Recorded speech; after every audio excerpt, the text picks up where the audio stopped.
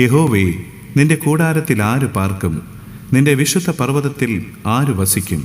നിഷ്കളങ്കനായി നടന്ന് നീതി പ്രവർത്തിക്കുകയും ഹൃദയപൂർവ്വം സത്യം സംസാരിക്കുകയും ചെയ്യുന്നവൻ, നാവുകൊണ്ട് കുരള പറയാതെയും തൻ്റെ കൂട്ടുകാരനോട് ദോഷം ചെയ്യാതെയും കൂട്ടുകാരന് അപമാനം വരുത്താതെയും ഇരിക്കുന്നവൻ, വഷളനെ നിന്ദ്യനായി എണ്ണുകയും യഹോവ ഭക്തന്മാരെ ബഹുമാനിക്കുകയും ചെയ്യുന്നവൻ, സത്യം ചെയ്തിട്ട് ഛേദമെന്നാലും മാറാത്തവൻ.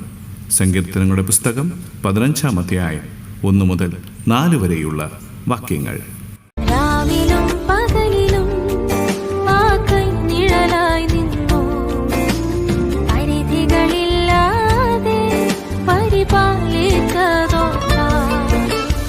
എങ്ങനെ കഴിഞ്ഞു പോയോരോ ദിനവും ആശ്ചര്യമേ, ഞാൻ നിനച്ചതിലും അധികം എന്നിൽ അത്യന്തം പരമായി